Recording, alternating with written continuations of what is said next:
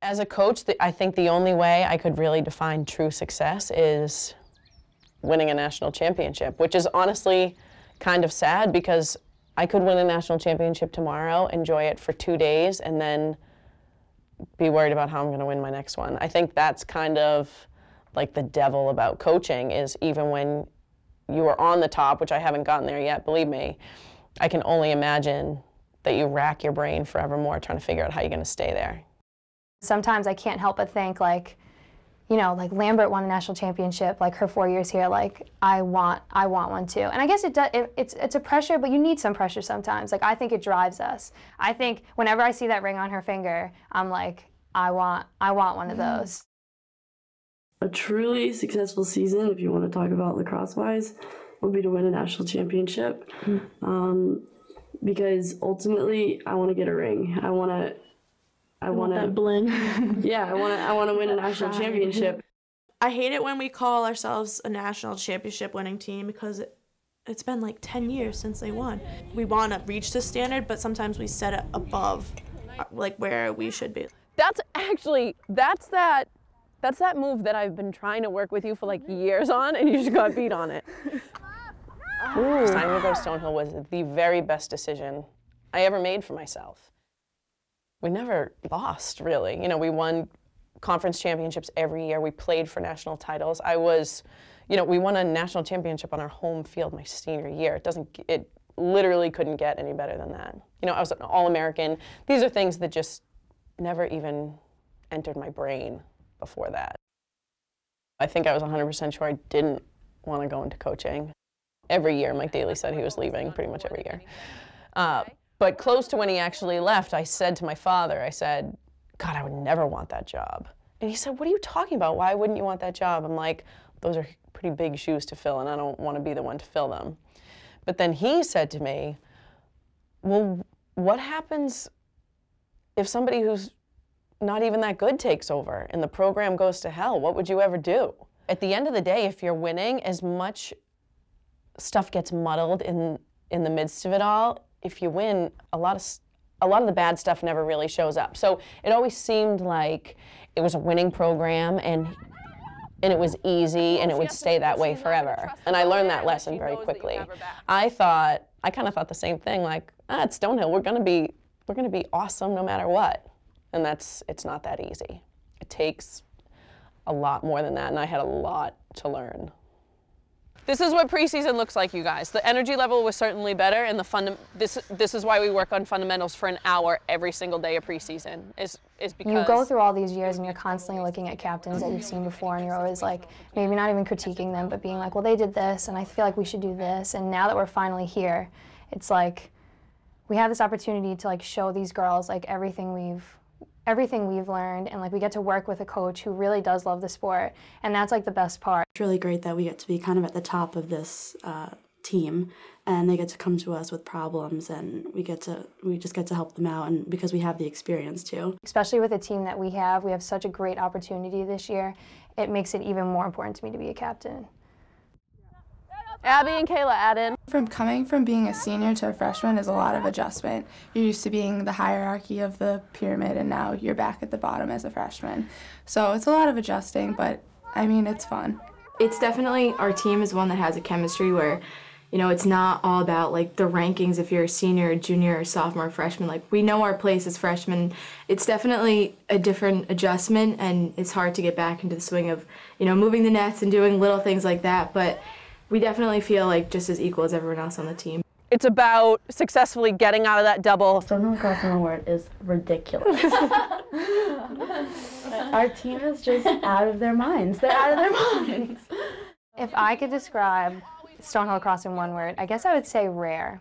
Because I find that it just is. It's so rare that every year I'm always like, who are we gonna get? Like, who are we gonna have? And then somehow all the pieces fit. They all fit. The dedication factor in their day-to-day lives is so different than what we have with these 24 girls, because beyond playing lacrosse, like this whole team is just dedicated to each other. On the sidelines during the game, I definitely keep the team morale up by, I am vocal, but at the same time when the going gets tough, I guess I am silent, and people know that it's not because I'm afraid of what will happen in the game, it's because I know that everything will be okay. Like, a lot of times, like, when on the sideline, people come up to me and be like, I don't know what's going to happen with this or that or that or this, and I'm like, we're going to be fine. Like, let's just focus and do that.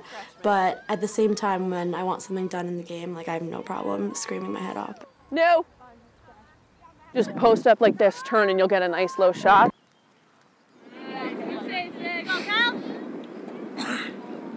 I don't think I always feel pressured to be one of the leading scorers, but I would say, I would be lying if I said it wasn't there.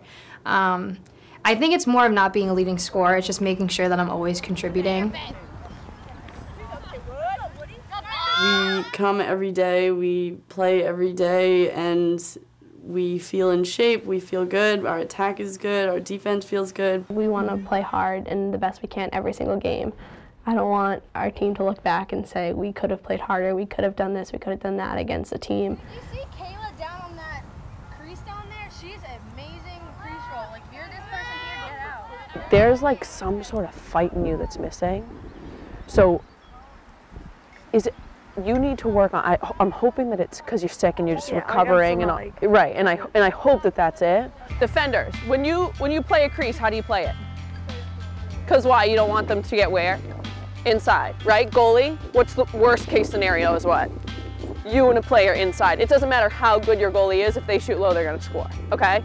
So attackers, you have to think like a defender. You have to understand that the last place they want you to go is in. So they are riding you up this line to the help, okay? I was getting a lot of playing time, and I ended up getting like second team All-American by the end of the year. I was performing in really big games.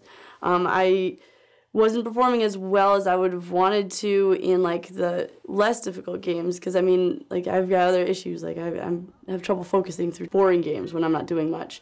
I got some recognition last year, but not like I did my freshman year, which is discouraging and probably tainted my relationship with Lambert a little bit, but I've got to come back from that, I guess. I really feel like these kids are awesome kids, and I wouldn't recruit them if they weren't. They're all really, really great kids, but I keep telling them, like, you guys got to get a little swag, just a little bit of an attitude, an edge, a chip. And I don't know if I'm going to find it. There's one kid, Kesha, has a little bit of a chip on her shoulder, but... I play because I want to, like, prove to myself that I can do something successful with my life. I would define a successful season just being able to look back and to see what I've accomplished. I thought when I won a national championship as a player, I thought, this is so awesome. You know, we deserve this. We worked so hard. And that's true. We did all of those things, and we were the ones physically sacrificing and all of that. But if I ever am lucky enough to win a national championship as a coach, as rewarding as it was as a player, it would be tenfold as a coach. And a lot of people think you have to do this like crazy drop step, switch hand, face dodge. You certainly need to protect your stick, but all you need is you're here, your eyes are up, drop your stick back, boom, with the goalie all by yourself.